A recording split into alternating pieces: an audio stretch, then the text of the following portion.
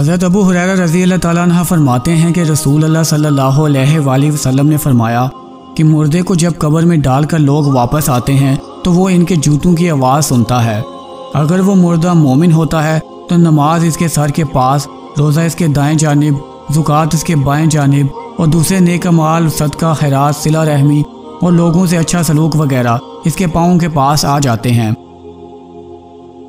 جب اس کے سر کی طرف سے کوئی آتا ہے تو نماز اس کو قریب آنے سے روکتی ہے، اس کی دائیں جانب سے کوئی آتا ہے تو روزہ اس کو اپنے قریب آنے سے روکتا ہے اور آڑ بن جاتا ہے، اور جب بائیں جانب سے کوئی آتا ہے تو زکوٰۃ مانع بن جاتی ہے اور اس کو قریب آنے سے روکتی ہے، اور جب اس مردے کے پاؤں کی طرف سے کوئی آتا ہے تو اس کے نیک اعمال یعنی صدقہ، خیرات، صلہ رحمی اور لوگوں کے ساتھ حسن سلوک وغیرہ آڑ بن جاتے ہیں۔ پھر اسے کہا جاتا ہے کہ بیٹھ جاؤ، چنانچہ وہ بیٹھ جاتا ہے اور اس کو سورج ایسے دکھائی دیتا ہے جیسے کہ غروب ہونے کو ہے۔ پھر اسے کہا جاتا ہے کہ تم اس شخص کے بارے میں جو تمہیں مبعوث ہوا تھا کیا کہتے ہو اور اس کے متعلق کیا گواہی دیتے ہو؟ وہ کہتا ہے مجھے ذرا نماز پڑھ لینے دو۔ اسے کہا جاتا ہے کہ تم ان قریب یہ کام کر لو گے۔ پہلے اس سوال کا جواب دو کہ تم اس شخص کے بارے میں جو تمہیں مبعوث ہوا تھا کیا کہتے ہو اور کیا گواہی دیتے ہو؟ وہ کہے گا کہ یہ محمد صلی اللہ علیہ وآلہ وسلم ہے، میں گواہی دیتا ہوں کہ وہ اللہ کے رسول ہیں، اللہ تعالیٰ کے پاس سے دین حق لے کر آئے۔ اس سے کہا جائے گا کہ اسی بات پر تم زندہ رہے اور اسی بات پر تمہاری موت آئی، اور انشاءاللہ اسی عمر پر تم زندہ کر کے اٹھائے جاؤ گے۔ اس کے بعد اس کے لیے جنت کا دروازہ کھولا جاتا ہے، جس کو دیکھ کر اس کی خوشی اور رشک میں اضافہ ہو جاتا ہے۔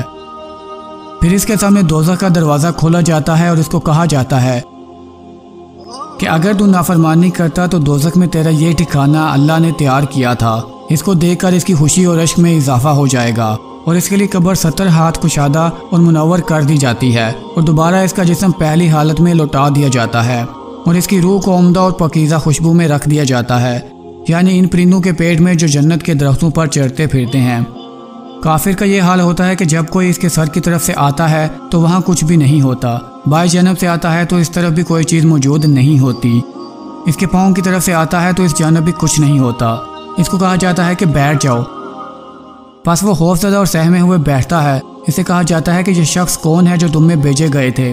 اسے ان کا نام نہیں سوجے گا، یہاں تک کہ اس کو بتایا جائے گا کہ وہ محمد صلی اللہ علیہ وآلہ وسلم ہے، تو وہ کہے گا کہ مجھے نہیں معلوم، لوگوں کو کچھ کہتے ہوئے میں نے سنا تھا، چنانچہ میں نے بھی ان کی طرح کہہ دیا۔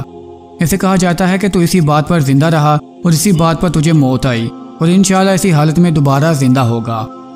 پھر اس کے لیے دوزخ کا دروازہ کھولا جاتا ہے اور اس کو کہا جاتا ہے کہ دوزخ میں یہ تیرا ٹھکانہ ہے۔ اس کو دیکھ کر اس کی حسرت اور ہلاکت میں اضافہ ہو جاتا ہے۔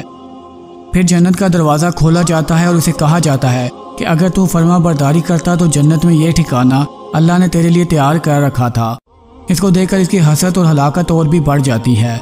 پھر اس کی قبر اس قدر تنگ کر دی جاتی ہے کہ ادھر کی پسلیاں ادھر نکل جاتی ہیں۔ اللہ سے دعا ہے کہ اللہ تعالی ہمیں اپنے ایمان پر ثابت قدم رہنے کی توفیق عطا فرمائے اور ہمیں قبر اور دوزخ کے عذاب سے محفوظ رکھیں۔ ویڈیو اچھی لگی ہو تو لائک کر دیں، چینل کو سبسکرائب کر دیں اور ساتھ بنے بیل آئیکن کو پریس کر دیں۔